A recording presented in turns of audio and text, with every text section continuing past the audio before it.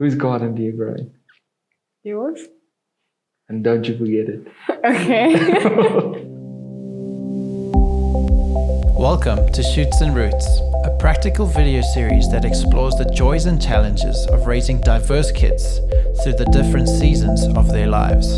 Enjoy today's interview with Johan and Marlies as they talk about owning your garden.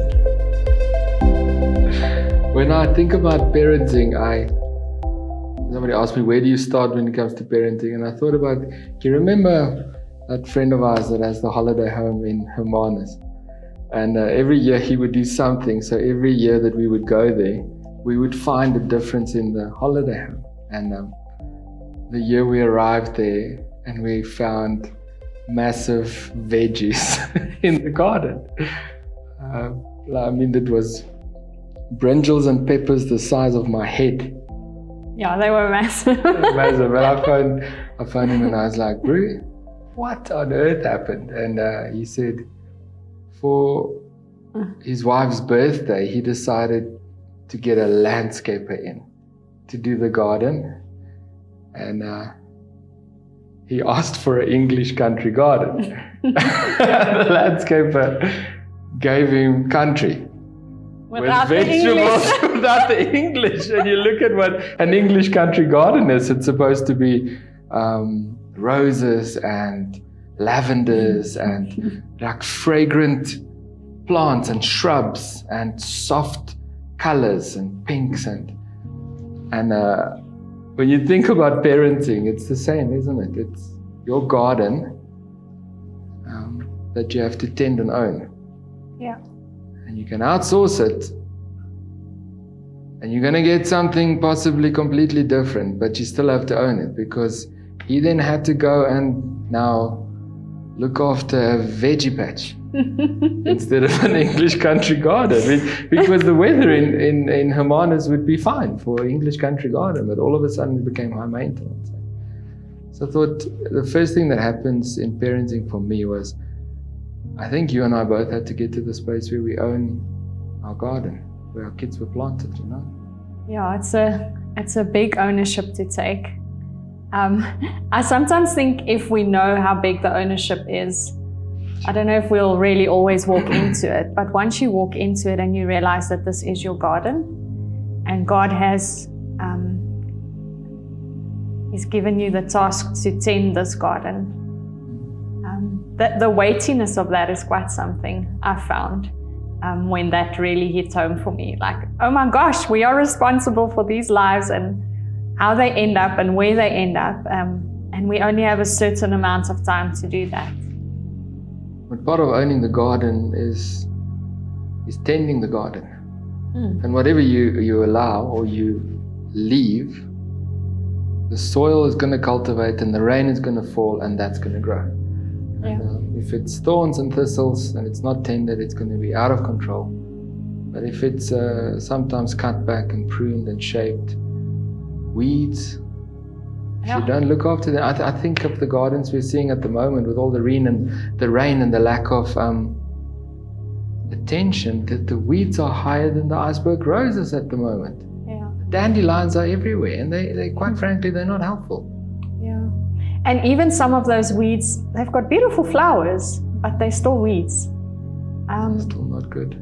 Yeah. And I also think, for me, in my personality, I like to do things the easy way. So it would be easier for me to just get someone else to tend my garden, you know? But then you'll end up with a veggie patch. Exactly. So for me, it was quite a big thing to take ownership of that and know that this is going to be hard work. It's going to require a lot of me. It's going to require a lot of sacrifice, self-sacrifice even. Even if I think of our relationship, how much we had to give up in our time and our being together to make sure that we are good parents, not neglecting us and our time, but there was a definite shift when we became parents. We all of a sudden became aware of how selfish we are. So how selfish. Self-centered we are. Yeah. Because now there's a seedling to tend in this garden and it is taking time and effort. In the beginning, it needs protection. Needs to grow. It needs to grow. Just needs to start growing. And think one of the things that I really appreciated that we did, and I think it made it easier for me in my personality maybe, is the way that we explored God's prophetic purpose from a baby. Like I think about the time we had in Mom and Dad's house, and we called all the people that we trusted as prophetic voices to pray with us for grace. Yeah. How old was she? Three months? Yeah. And I think what happened in that thing is God then said what she will be like in life and what she will possibly give herself to. And in that way, it made it easier for me to know where to plant her in the garden, what to allow around her. And maybe she needs a sunspot, because a sunny spot will make a rose bush grow higher and stronger. And all we then had to do is to ensure that maybe we treat it against the aphids that's going to come and prune it back in the right seasons. But I think understanding God's design of what that plant is going to be like in your garden and what space it needs to occupy and where it needs to be planted somehow made the effort a bit less. Absolutely. And what I loved about that process wasn't just what God said they would become, but it's almost like He gave us, if I can call it, warnings of what not to allow in their garden, what not to... Like the cautions, be careful for this, be careful for that. Yes, and it's almost like he then puts like an insect repeller in your hand and says, this is to make sure that doesn't go wrong. Yeah, and can you remember when Bob did Iris's dedication? Yeah. He spoke about what God has called her to, and he felt something prophetically for her, that she will see certain things, but also that the eye is easily distracted by the gold and the preciousness of in this life. Yeah. And he says she needs to be careful for that. So we constantly have to bring her back and say, no, my baby, you may be a lavender bush, and don't get distracted and try and be a tree. Just be what God has called. Don't be distracted by the prettiness of life. Yeah, I think that made it easier to know what to do in the gardens and what to plant. But gardening is hard work.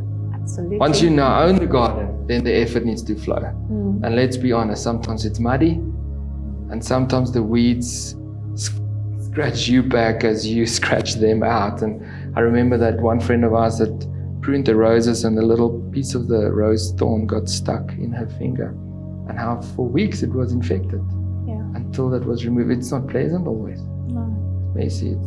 Gardening is not always just, whoops, and there's a garden like we see in TV. Just bring in the grass, bring in the plants, plant this, plant that, boom, instant nice garden. music playing in the background. It doesn't work like that, does it? Yeah, definitely not. And I think the other thing that you and I had to come to terms with as a couple who is married and who wanted to do things the right way for our kids is that we needed to get on the same page of what we wanted, where we wanted this garden to go. And I think those prophetic words really helped us. Shape our vision. It helped us shape our vision. But there were things where, like, the expectation in my mind of what it would look like and the expectation in your mind of what it would look like to get there would be different. And we actually had to have those conversations. And there's one vision of the owner of the garden. Ultimately, that's God. But then He entrusted us as the gardeners to own the garden. And He gave us the picture of what it's going to be like. And then asked us to pursue that. Yeah. I think it also has a lot to do with our personality. So I would, if we had to dig something up, I would get something that can do it, like maybe a machine, where you would maybe come with the things that are, that you hold in your hand, and you get down on your hands and knees and you do it yourself, and you would put in a little bit more effort. And I would be like, but why do we need to put in that effort if we can just do it like that? So we actually had to see where we could, if I can call it shortcuts, but where we could do it my way and where we could do it your way. But we were always in agreement that this is how we were going to do it. This is how we were going to tend this garden. And I think that's really important, where there's both parents involved with the kids, that the parents are on the same page. There's one vision. There's not two visions, because I think that confuses the plant a little bit if it doesn't know what's coming its way. Well, it's easy. If you think just about a watering analogy, if you water that plant too much, it dies. If you water it too little, it dies. And if one has one approach and one has the other, and they're not on the same page, they could both end up watering the plant. The other thing that I think of when it comes to our garden is our kids are so different. Yeah. And I think with Grace we thought, no, we own this garden, we know. And then Jude came. And he was so different. And it was so different.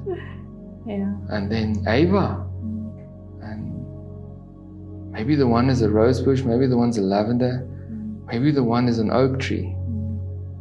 And then, before you know it, we have this beautiful, diverse garden, and it takes effort for every piece to be cultivated.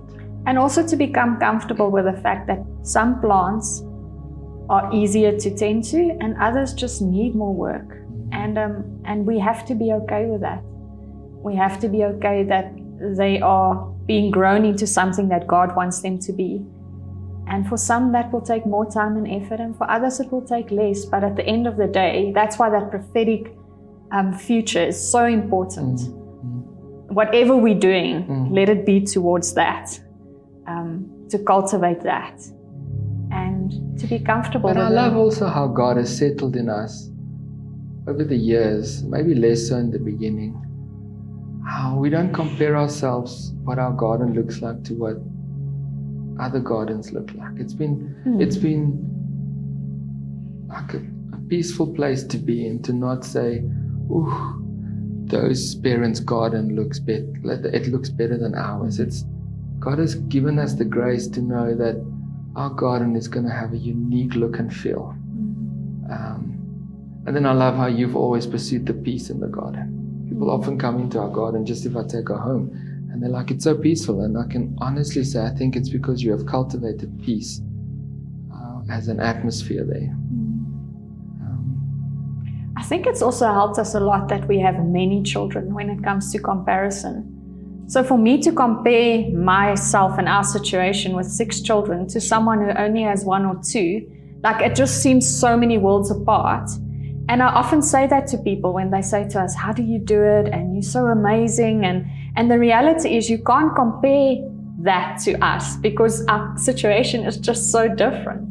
And we can't compare ourselves to them. No, absolutely. God has given us 6 of our own plants. I don't know how to describe that. But also He has brought in some lovely pot plants. Like the privilege we've had of fostering and taking care of other children. It's been wonderful. And even that takes us into such a unique space with God, where we've had the privilege of being parents to our biological children, being parents to our adopted children, and being parents to foster children. And in my mind, they're like part of our garden. I love that they all come on a birthday, and it's a rallying together of the mayors and the extended mayors, you know. Yeah. I've enjoyed our garden in that way. It's been very diverse. Like, maybe there is a part of our garden that's flowers, there's a part that's trees, there's a part that's veggie garden. So, but that in itself has also made it a little bit more difficult to cultivate all the things in all the seasons. Yeah, absolutely. And that's why it's so important that just coming back to that prophetic future that God speaks over them. If that's your only goal that you're going towards, I think then we're going towards the right stuff. So I think if I have to give the first shout out to parents, new parents, established parents, whatever, get to that realization where you own your garden. Absolutely. Hashtag own your garden. Hashtag own your That's garden. And we go for that. Yeah, And in that, it's fun. absolutely. Even the messiness sometimes. Good memories. Like when we pushed each other in the mud and we helped each other through the thorns. And we cried together because of the infection. And we cried because of the pruning that had to happen with our kids. And in that, never forget that you are also in your garden. Yeah. We ourselves are planted there, where God has asked us to be maybe trees of shade, or maybe just the dowel sticks that God has put in so that the rose bush can grow up straight. You know? You also have a role as you own your garden, in your garden, not just as gardener, but also as planted in the garden, part of. So hashtag own your garden, hashtag be in your garden. So, yeah, that could be a good foundation. Yeah. been fun. It has been fun. I can't imagine doing it with somebody else. Me neither. It's been lovely. Would you like to live in another garden? No. Good answer. Love you for it. Thank you.